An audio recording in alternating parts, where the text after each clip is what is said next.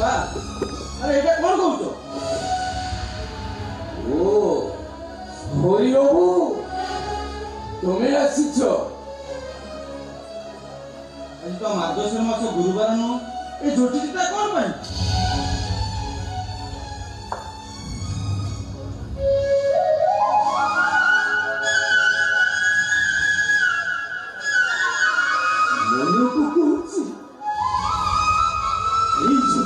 ভিতরে মোমো লক্ষ্মী খুঁজছি এবে যদি এতে খুঁজে উঠো তাহলে সেদিন বিধবা করে বিক্রি করতো তোরা কোন এই মরা করে বলা তাকু এই বদমাশ টোকা আরে তার বিক্রি টঙ্কারে তুই আজ সুয়া দিয়া কেন ভাগলিছো আরে তার বিক্রি টঙ্কারে তুই আজ সুসাইড বুক পিনি বাবু হেছো আরে তার বিক্রি টঙ্কারে তুই আজ শহরে লাগর হেছো তোরি মরণ কথা চিন্তা করছ এই বেঈমান কুত্তা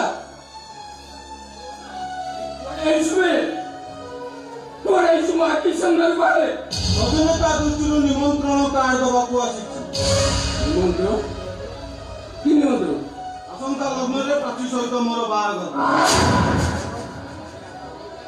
তারিখ ଆଉ କଲ୍ୟାଣୀ ମଣ୍ଡପ ଏ କାର୍ଡରେ ଲେଖା ଅଛି ଇଚ୍ଛା ହେଲେ ଆସିବ ନ ଆସିବି ପାର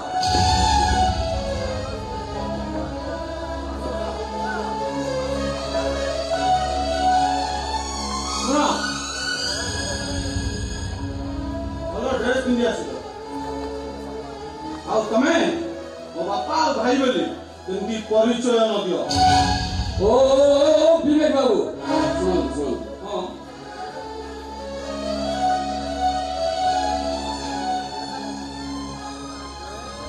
ମୁଁ ତ ପଡ଼ୋଶୀ ହଉଛି ସେ ତ ଚାକର ଆରେ ଏ ବେଳିମାନ ଆମେ କଣ ଠେକାଣ ନା ଖାଇବା ବିନା ମରି ଯାଉଛି ତ ଭୋଜି ଖାଇବାକୁ ଆରେ ଏବେ ଏ କୁକୁର ଏ କଣ ବୋଲି ଭାବିଲୁ ନିମନ୍ତ୍ରଣ କାର୍ଡ ଦଉଛୁ ନେ ବାପା ତମେ ଏ କଣ କଲ ବିବେକର ବାହାଘର କାର୍ଡ ଚିରି ଫୋପାଡ଼ି ଦେଲ କୋଡ଼ି ପାଉଁଶ କରିଦେବି ନାଇଁ ବାପା ତା ନହେଲେ ବିବେକର ଅମଙ୍ଗଳ ହବନି କୋଉ ମଙ୍ଗଳ କରୁଛି ସେ ଆରେ କୋଉ ମଙ୍ଗଳ କରୁଛି ବାପା ଆରେ କାରଣ ଦେଇ ସେ ଆମକୁ ନିମନ୍ତ୍ରଣ କରୁଛି ତାକୁ ପୋଛି ଖାଇବାକୁ ଯିବାକୁ ଏଇ ବୈକୁଣ୍ଠ ଆମେ କୌଣସି ବାହାର ଲୋକକୁ ହେଇଗଲେ ଆମେ କୌଣସି ବାହାର ଲୋକଙ୍କୁ ହେଇଗଲେ ଭୋଜି ଖାଇବାକୁ ଯିବା ମାଛ ମାଂସ କିଣି ଖାଇ ବାହାରୁ ବାହାରୁ ଫେରି ଆସିବା ତମେ ମାନେ ମୋ ବାହାଘରକୁ ନଗଲେ ମୋ ବାହାଘର ବନ୍ଦ ହେଇଯିବନି କି ମୋ ଭୋଜି ବନ୍ଦ ହେଇଯିବନି ମୁଁ ତମକୁ ବାଧ୍ୟ କରିବିନି ସେଇଟା ତମ ଇଚ୍ଛା ନା ବିବେକ तो बाहाघर के आखि पर देखा तू भारी इच्छा तू सान बहू बेदी उपर बसु जोड़ी नगरा बाजुथिब अरे पाखरु नहले नाई दूर टिके आशीर्वाद करी आसबू चुप कर ए को धातुरे गोड़ाइसो कि देव तेग करियो बाबा एटा कली जुग एटी धर्मराज युधिष्ठिर को कहीं चिन्ह पारती प्रभु रामचंद्र को त्याग को कहीं बुझती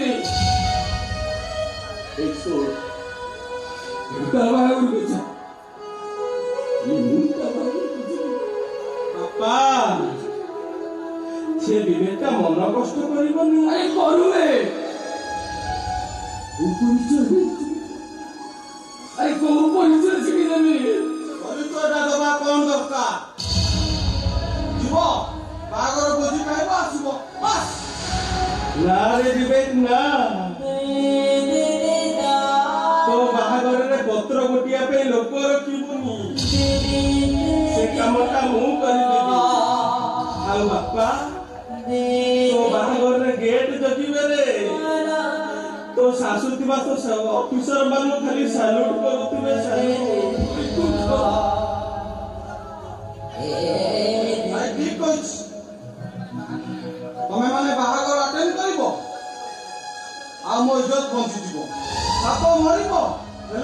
ବାଡ଼ି ଭାଙ୍ଗିବନି। ଭାଇ ମୋର କେତେ ବୁଦ୍ଧି ହେଲେ ଶଳା ବାକାଡ଼ି ଗମନ ପିଉଛି ବୋଲେ ଭାଇ ଆଉଚି ପହଞ୍ଚିବ।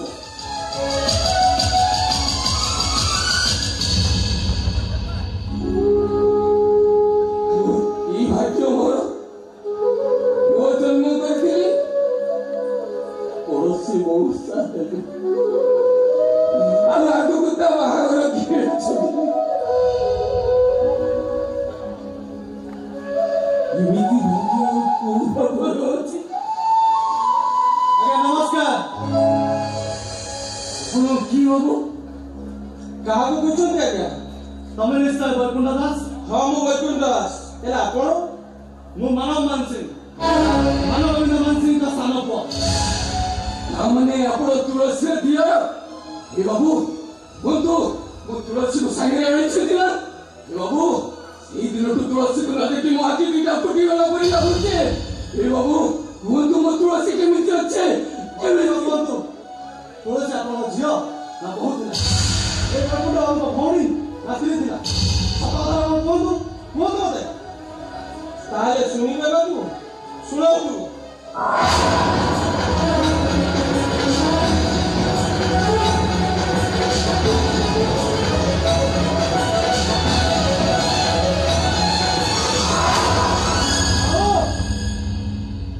ଗୋଟେ ସଧବା ନାରୀକୁ ବିଧବା ସଜାଇ ବିକି ସାରିବା ପରେ ପୁଣି କୋଉ ମୁହଁ ଯାଇ ତା ସଂସାର ନଷ୍ଟ କର?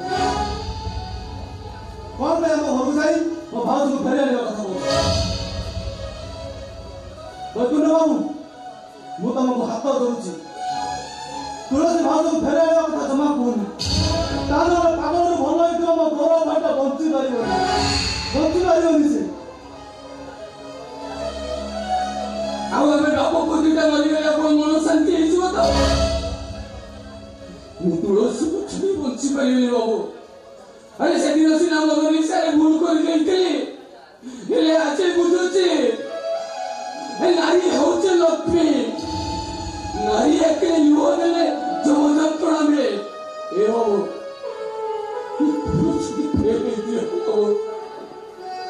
ମୋ ତୁଳସୀকে ଫେରେଇ ଦିଅ ବାବୁ। ମୁଁ ଆପଣଙ୍କୁ ହାତ ଧରୁଛି। ଏମିତି ନିଷ୍ପତ୍ତି ନେଇ ତମେ ମୋ ଭାଇଟାକୁ ମାରି ଦିଅନି। ବରଂ ସେଥିପାଇଁ ମୁଁ ତମକୁ କିଛି ଟଙ୍କା ଦଉଛି। ନାଇଁ ଅଣ୍ଡା ବାବୁ ନାଇଁ, ମୋର ଆଜି ଟଙ୍କା ଦରକାର ନାହିଁ, ମୋର ତୁଳସୀ ଦରକାର। ମୁଁ ଯିବି ବାବୁ, ମୋ ବାପାକୁ ନେଇ ଆପଣଙ୍କ ଘରକୁ ଯିବି। ଆପଣଙ୍କ ଘର ଆଗରେ ଗାମୁଛା ପଠେଇ ଭିକ ମାଗିବୁ। ତୁଳସୀ ଯଦି ତା ଇଚ୍ଛାରେ ଫେରି ଆସେ ତ ଭଲ କଥା, ତା ନହେଲେ ଆପଣଙ୍କ ଦୁଆରେ ଆମେ ଆତ୍ମହତ୍ୟା କରିବୁ। ଦେଖନ୍ତୁ ବୈକୁଣ୍ଠ ବାବୁ, ମଝି ନଈରେ ଡଙ୍ଗା, ସେ ଡଙ୍ଗାରେ 2 ଜଣ ଯାତ୍ରୀ, ତମେ ଆଉ ମୋ ଗୌରବ। କାଠଟା କିନ୍ତୁ ତୁଳସୀ ହାତରେ। ଝଡ଼ ଉଠିଛି, ସେ ଝଡ଼କୁ ସାମ୍ନା କରି ସେ କାହାକୁ ବଞ୍ଚେଇବ ଆଉ କାହାକୁ ମାରିବ ସେ କଥା କେବଳ ସମୟ କରେ। ସମୟ ଆସୁଛି।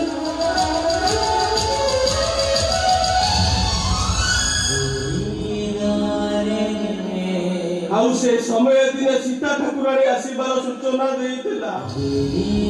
ସେତୁ ବନ୍ଧ ବନ୍ଧା ହେଲା, ରାମ ରାବଣର ଯୁଦ୍ଧ ହେଲା। ସୀତା ଠାକୁରାଣୀ ଆସିଲେ, ହେଲେ କିନ୍ତୁ ତାକୁ ଅଗ୍ନି ପରୀକ୍ଷା ଦେବାକୁ ପଡ଼ିଥିଲା। ମୁଁ କିନ୍ତୁ ମୋ ତୁଳସୀର ଅଗ୍ନି ପରୀକ୍ଷା ନେବିନି। ତା ତ୍ୟାଗ ପାଇଁ ମୁଁ ତାଙ୍କର ହାତ ଯୋଡ଼ି କରିବି, ହେ ନାରୀ ତତେ ନମସ୍କାର।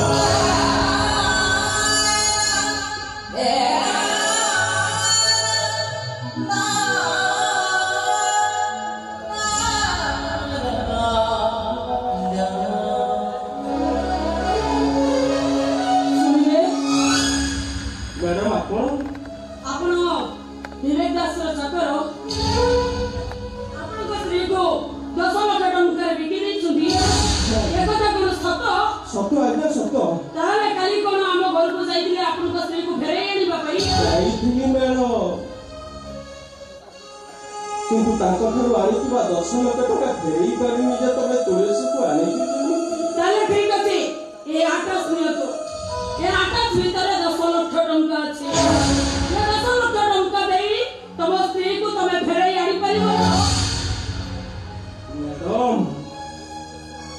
କୋଉ ଉଦ୍ଦେଶ୍ୟରେ ମତେ ଏତେ ସାହାଯ୍ୟ କରୁଛନ୍ତି ମୁଁ ଜାଣିନି, କିନ୍ତୁ ମତେ ଏ ସମୟରେ ମରୁ ବଞ୍ଚେଇ ଦେଇଛନ୍ତି ମ୍ୟାଡାମ। ଆପଣଙ୍କର ଏ ସାହାଯ୍ୟ ପାଇଁ ମୁଁ ଆପଣଙ୍କୁ ନମସ୍କାର କରୁନି, ଆପଣଙ୍କୁ କୋଟି ନମସ୍କାର କରୁଛି।